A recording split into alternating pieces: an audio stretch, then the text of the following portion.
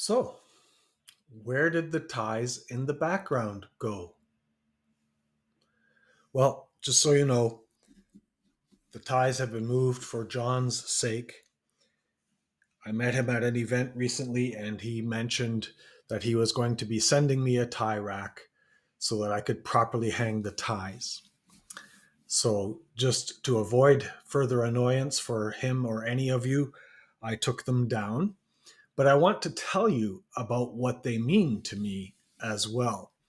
So this is they because they are unique. They are both handmade, and they are they were made by someone who heard me explain an idea I had at one time, and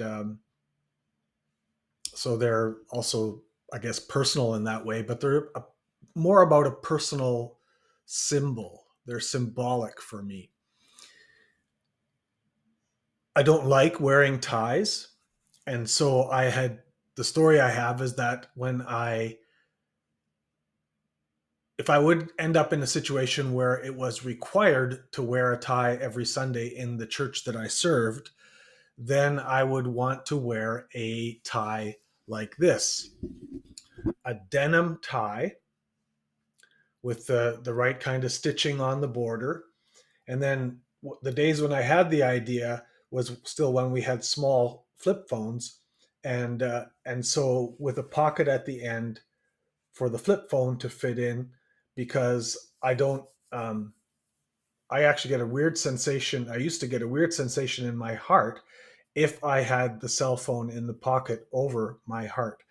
And then I also had a thought of a magnet in the back and then magnetic buttons so that the tie wouldn't flop around too much.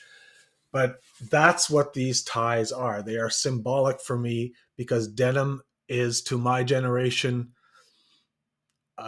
was a symbol of countercultural until it became the culture. and and so this friend of mine made these two ties as samples. If I ever, it's not likely, but if I ever would run in some kind of a public scheme for public office of any kind, they would be my trademark, or something like it. So that's why the ties hang in the background. That's what they symbolize or mean to me.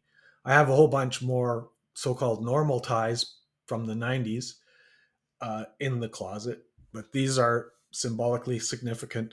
But to remove annoyance, I have removed them. You are welcome, John.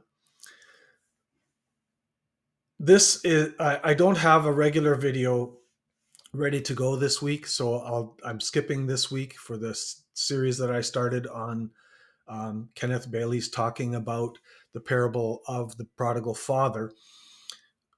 What I want to share today is simply that I was a guest recently on a podcast done by two pastors in California. So they've had this going for a couple of years now, I think. I was on episode 137, so, and they do one a week, so that's a couple of years.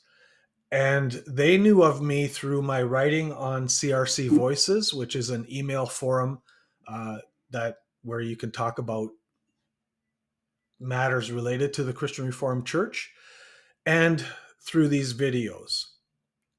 And so they invited me on their program, knowing we were of differing perspectives.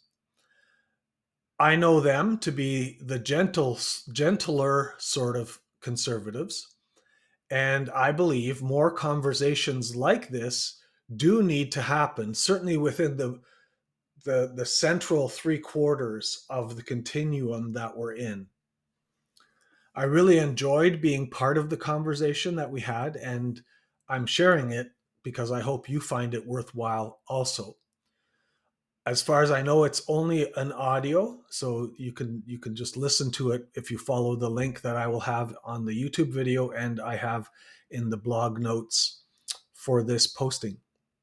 So hopefully, with conversations like similar to this one, we can create some ties that bind in a God glorifying way. If you're interested, in other words, if you're a Synod geek, below is a link to a recording of when the 4 delegates to last Synod from Classis, Alberta North reported on their experience in a public town hall sort of meeting. So I have a link to that as well. The real stuff, the video has basically 10 empty minutes at the beginning, so you can skip to the 10-minute mark. And that's it for this week.